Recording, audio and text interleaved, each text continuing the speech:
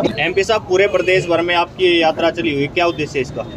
देखिए, जिस प्रकार से इस देश की राजनीति बाबा साहब ने संविधान में प्रयोग करके सभी के अधिकार, सभी के वोट बराबर लिखे थे, लेकिन मनुवादी व्यवस्था के मुताबिक 15% लोग 85% लोगों पे हावी हैं। इन 85% लोगों की फूट, जिसको जो है ना सब लोगों ने भली भांति यूज किया, क्योंकि हम कुम्हार में, सैनी में, गुज्जर में, यादव में, कंबोज में, वाल्मीकि में, धानक में, चमार में 6743 जातियों में बंटने की वजह से शूद्र समाज, क्योंकि 4 वर्णीय व्यवस्था है देश में, ब्राह्मण, क्षत्रिय, वैश्य और शूद्र। 3 वर्ण 3 जात, ब्राह्मण एक ही वर्ण एक ही जात, क्षत्रिय एक ही वर्ण एक ही जात, वैश्य एक ही वर्ण एक ही जात, और शूद्र वर्ण में 6743 जात लगभग 85% होने के बावजूद भी ये राज्य में नहीं जा सकते, क्योंकि टुकड़ों टुकड़ों में बंटा होने की वजह से इन लोगों को सारे राजनीतिक दलों ने इस्तेमाल किया। हमारी जातियों में से एक एक टिकट दे दिया जाता है, सभी पार्टियां एक एक 2-2 टिकट देकर प्रदेश भर में इनके लोगों की वोट लेते हैं, शक्ति उनके पास चली जाती है। हमारा MP MLA फिर उनकी जी हजूरी करता है, वो हमारे लोगों के साथ हो रहे भेदभाव के बदले में एक शब्द नहीं बोल सकता। भाई वो आंकड़े पड़े थे, लेकर आना गाड़ी से हमारे। मैं आपको बतलाना चाहूँगा कि जो लड़ाई है वो सिर्फ भेदभाव के खिलाफ एक जंग है, क्योंकि 52% बैकवर्ड का 25 हाई कोर्टों में, एक सुप्रीम कोर्ट में एक आदमी भी जज नहीं लग सका। निचली अदालतों में जज लगे, वो प्रमोट नहीं होने दिए। देश में 40 यूनिवर्सिटियां, एक भी प्रोफेसर, एसोसिएट प्रोफेसर नहीं। देश में से बाहर सैकड़ों राजदूत जाते हैं, कोई राजदूत नहीं गया। मिलिट्री के अंदर कोई गुज्जर, सैनी, यादव, कुम्हार, लवार, चमार की कोई रेजिमेंट नहीं है, जबकि जंगे आज़ादी में तो उधम सिंह कंबोज, सुभाष चंद्र बोस और धन सिंह कोतवाल, राजगुरु सुखदेव, भगत सिंह जैसे अनेकों सूरमे लोगों ने शहादत दी थी, जो OBC में ही आते हैं। हमारे देश का अंधविश्वास चरम पे है। यहाँ लक्ष्मी पूजा, सरस्वती पूजा के ऊपर घर घर, गली गली मंदिर, 15 लाख करोड़ रुपए का सालाना बजट मंदिरों में चढ़ जाता है। उस मंदिरों के बजट के माध्यम से आज भी देश की राजनीति को प्रभावी करके रामलला हम आएंगे, मंदिर वहीं बनाएंगे। ये हमारे लोग हिंदू मुसलमान में और राम और श्याम में बंटे पड़े, जबकि अगर सरस्वती और लक्ष्मी की पूजा से धन मिलता तो ऑस्ट्रेलिया, अमेरिका, अफ्रीका और या मतलब जर्मन, जापान, रूस, चीन, सिंगापुर, मलेशिया, बैंकॉक, जो दुबई वाले जैसे देश हैं जहाँ कहीं सरस्वती लक्ष्मी की फोटो ही नहीं है, सारा धन उनके पास चला गया, सारा ज्ञान जापान में, चीन में चला गया। साथियों, हमारे लोग पूजा यहाँ पत्थरों की कर रहे। यहाँ पर दुनिया भर का दूध कल पत्थरों पर चढ़ा दिया। यहाँ पर स्थिति ऐसी है कि घी को आग में जलवा दिया, दूध को पत्थरों पे फिंगवा दिया और गौमूत्र को जो है ना बोतलों में भर भर के पिलवा दिया। यहाँ कोई आदमी नहीं है जो बैल हैं, बैल जो बैकवर्ड समाज है, ये बैकवर्ड समाज को लोगों ने बैल बना करके हड़ों में जोत रखा। इनको तो कह रखा ढोल गवार शूद्र पशु नारी सकल ताड़ना के अधिकारी। इनको ताड़ पीड़ के काम लिया जाए, धमका के काम लिया जाए, चाहे नारी है, शूद्र है, गुवार है। ये व्यवस्था 4000 साल पीछे से, इसको तोड़ा था गौतम बुद्ध ने। गौतम बुद्ध के बाद अशोक सम्राट ने, अशोक सम्राट की वंशावली में 10 राजा हुए। उनके दरबार में पुष्यमित्र शुंग एक दरबारी लेखक था। लड़की की शादी राजा बृहदत्त मौर्य के साथ करके सेनापति बनकर के उस राजा का कत्ल किया और वहां से राजधानी अयोध्या 184 ईसा पूर्व बसाई। 184 ईसा पूर्व अयोध्या बसने के बाद शुंग वंश, पाल वंश, गुप्त वंश, नंद वंश, ये जितने भी यहाँ कनिष्क वंश, ये सारे वंशों का इतिहास हिस्ट्री में है। कहीं राम श्याम की बात ही नहीं है।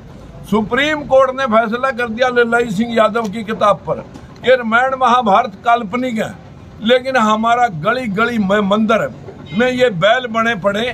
ये लोग गौतम बुद्ध, अशोक सम्राट, चंद्रगुप्त मौर्य, महात्मा ज्योतिबा फूले, भीमराव अम्बेडकर के संविधान को नहीं पढ़ सकते। इनको शास्त्रों का ज्ञान बहुत है। ये शास्त्र नहीं थे, इनका शस्त्र थे ये गला काटने के। इनको गुमराह करके 15% लोग आज 500 MP बनाते हैं। बैकवर्ड जिसकी 54% वोट है, वो जिनके 400 बनने चाहिए थे वो 100 भी नहीं बना सकते। क्या क्या इन लोगों के साथ हुआ। इनको लोगों को पूजिए विपर चाहे गुणहीन, मत पूजिए शूद्र को चाहे गुण समीन। कितना भी गुणों से संपूर्ण हो, शूद्र वो पूजनीय नहीं हो सकता। ये हिंदू की किताब, ये सुप्रीम कोर्ट का फैसला हर चीफ सेक्रेटरी के पास प्रदेश में और डीएम के पास है कि जो हिंदू सिवलिंग करे। इसमें सीधा लिखा हुआ है, सिवलिंग एक अमान्य बात है। जो आदमी सिवलिंग हिंदू करेगा उसके खिलाफ FIR लॉन्च होनी चाहिए।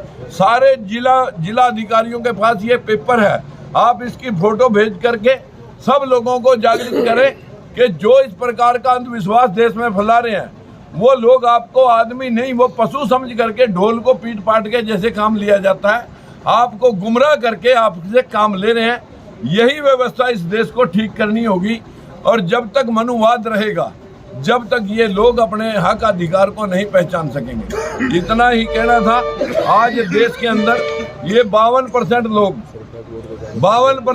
सिर्फ 11% की हिस्सेदारी भी बैकवर्ड समाज को मिली है। और जो पिछले दिनों आगजनी हुई, जो हरियाणा के मुख्यमंत्री रहे, उनके पास 50% नौकरी है। ये मेरे हाथ में वो पेपर है, 28% ये है और 69,000 लोगों ने अपनी जात छुपा ली थी। ये वो पेपर है जो हाई कोर्ट ने पूछे थे। मैं सबूत के आधार पे बात करता हूँ, मैं जुबानी जुमा खर्च की बात कभी नहीं करता। लेकिन मित्रों, हमारे देश के, हमारे प्रदेश में अभी तक लोगों को यही पता नहीं लगा ये लड़ाई क्या है। ये लड़ाई तुम एक हो जाओ जब तुम वैश्य हो नहीं, ब्राह्मण हो नहीं, क्षत्रिय हो नहीं, सब शूद्र हैं। चाहे कोई कुमार लुहार है और चाहे कोई वाल्मीकि धानक है, सारे शूद्र वर्ण में एक वर्ण में जाकर के अपनी वोट डालना सीखो। कल को हम आपकी पाई का हिसाब करा के दिखाएंगे। यही हम कहने के लिए आए। MP साहब जैसे बात करिए, इस आपकी यात्रा का एक ही नाम है कि जनगणना करवाओ और अपना हक पाओ। हाँ। ऐसे में क्या आपको हक मिलेगा? जैसे जब बात करिए एक महीने ये से लोग वोट डालना सीख जाएंगे, मैं दावे से कह सकता हूं, आज जाग जाओ, आज मनुवादी व्यवस्था फूंक मार के उड़ जाएगी। जैसे एक महीने से सरपंच भी लगातार धरने पर बैठे हुए ही टेंडरिंग और राइट टू रिकॉल के विरोध में, अभी तक उनकी मांग नहीं मानी गई। कल पेंशन वालों का धरना था, उनके ऊपर भी वाटर कैनन छोड़े गए और ये एक महीने से सरपंच बैठे। मैं इस देश के अंदर पूरा जो 15 लाख की जिनके खाते में आने थे, 2 करोड़ नौकरियां आनी थी, किसान की आमदन 2 गुनी होनी थी, 1.5 समर्थन मूल्य देगा। 55 वाला पेट्रोल 35 में बिकना था, रामदेव का ऐलान था, वो 55 वाला 110 पे बिका। 400 का सिलेंडर 1100 में बिक रहा। इस देश में फुट्टी कौड़ी किसी की बाहर से जो पैसा था भ्रष्टाचार का, वो कहीं से काला धन आया नहीं। लेकिन इनको अब पता, पीछे तो पुलवामा करवा दिया था, अब इनको राम मंदिर दिया जाएगा, राम मंदिर से इनका राम हो जाएगा। MP साहब जैसे बात करिए, आपने जो आंकड़े पेश किए हैं, क्या आपकी नज़र में ये रामायण और महाभारत काल्पनिक हैं?